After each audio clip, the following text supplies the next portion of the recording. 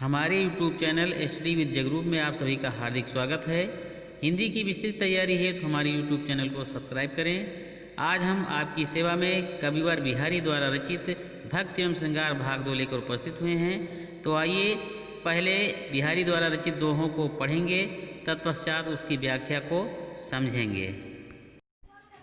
कर लय चूमी चढ़ाए सिर उर लगाए भुज भेंट, लही पाती पिय की लखती बाचती धरती समेटी। आइए अब प्रसंग समझते हैं। कवि कहता है कि प्रीतम द्वारा प्रेषित पत्र को प्राप्त कर नायिका अत्यंत प्रसन्न है। वह उस पत्र को संभाल कर रख लेती है, अतः वह सभी इंद्रियों से उसका स्वागत करती है, उसका सम्मान करती है। आइए अब व्याख्या समझते हैं। नायक का पत्र मिलने पर प्रेषित पत्रिका से नायिका की जो दशा हुई है उसका वर्णन करती हुई एक सखी से दूसरी सखी कह रही है कि प्रीतम की चिट्ठी पाकर वह उसे हाथ में लेकर चूमकर सिर में चढ़ाकर सम्मान करके आलिंगन का अभिनय करते हुए हृदय से लगाकर और बाहों में छुपाकर उसे देखती है, पढ़ती है और फिर अच्छी प्रकार संभाल करके रख लेती है। अंग अंग नग जग मगत दीप सिखासी देह, दियो बढ़ाए हूँ रहे बढ़ो उजैरोगे।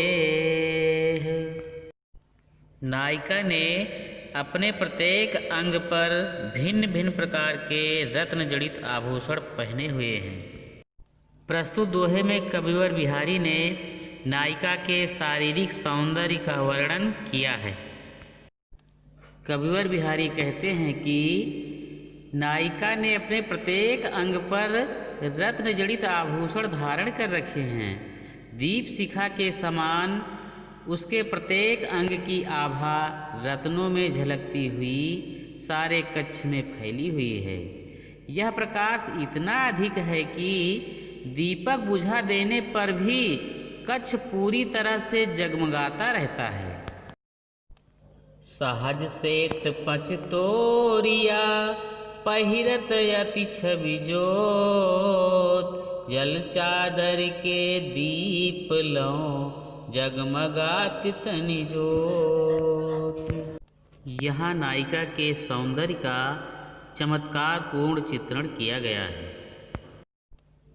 दूतिका नायक से नायिका के अपूर्व सौंदर्य का वर्णन करती हुई कहती है कि उस अपूर्व सुंदरी का गौरवर्ण शरीर झीनी 5 तोले की अर्थात महीन साड़ी में बहुत सुंदर दिखाई देता है। उस झीनी साड़ी में उसके शरीर की कांति उसी प्रकार चमकती है जैसे जलकुंड के नीचे सतह पर दीपक की पंक्ति जगमगा रही हो। भाव यह है कि नायिका की साड़ी जल के फव्वारे के समान है और उसके अंदर से उसका गौरवर्ण दीपक के प्रकाश के समान चमकता है। कंज नयनी मंजनु किए बैठी ब्योरती बार, कचंगुरी बिच दीठी दे चितवती नंद कुमार।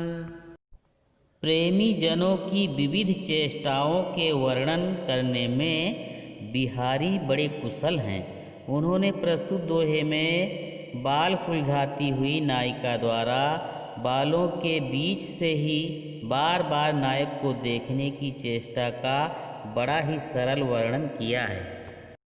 एक सखी दूसरी सखी से कहती है कि वह कमल के समान सुंदर नेत्रों वाली नायिका स्नान करके बैठी बैठी बाल सुलझाती है।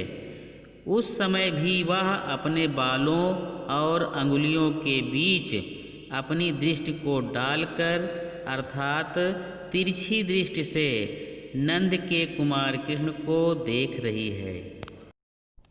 औंधाई सी सुलखी बिरह बरनि बिललात, बिचही सूखि गुलाब गो, छीटौ छुई न गात। प्रस्तुत दोहे में एक सखी नायक से नायिका के विरह ताप का वर्णन कर रही है। उसको विरह ताप में व्याकुल हो छटपटाते देखकर हम लोगों ने गुलाब जल से भरी शीशी को उस पर औंधा दिया। उसे डाला नहीं बल्कि एकाएक उड़ेल दिया कि सभी गुलाब जल एक साथ ही गिरकर उसे शीतलता प्रदान करे, किंतु गुलाब जल का एक छींटा तक भी उस पर नहीं पड़ा, बल्कि उसके विरह ताप से वह बीच में ही सूखकर भाप बनकर उड़ गया। करी बिरह ऐसी तऊ, गैल न छाड़तु नीचु, दीनहु चश्मा चखनु, चाहे लहै न मीचु। प्रस्तुत दोहे में दूतिका नायक से नायिका की विरह व्यथा का वर्णन करती है। उस बेचारी नायिका का शरीर भीषण विरह व्यथा के कारण अत्यंत जर्जरित हो गया है।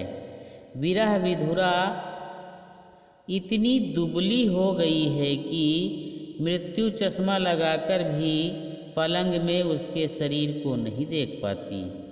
यह दशा करने के बाद भी दुष्ट विरह उसकी जान नहीं छोड़ रहा है। भाव यह है कि विरह की अधिकता के कारण वह अस्थिपंजर मात्र रह गई है, किंतु नायक से मिलन की लालसा में उसके प्राण भी नहीं निकल रहे हैं। दोस्तों, यदि यह वीडियो आपको पसंद हो तो कृपया इसे लाइक और शेयर अवश्य कर देंगे, क्योंकि वीडियो को तैयार करने में अत्यधिक परिश्रम करना पड़ता है। और यदि आपने अभी तक हमारे YouTube चैनल को सब्सक्राइब नहीं किया है तो कृपया हमारे YouTube चैनल को सब्सक्राइब भी अवश्य कर देंगे। आज के लिए बस इतना ही। अगले दिन नए वीडियो के साथ में फिर मिलेंगे। तब तक के लिए जय हिंद।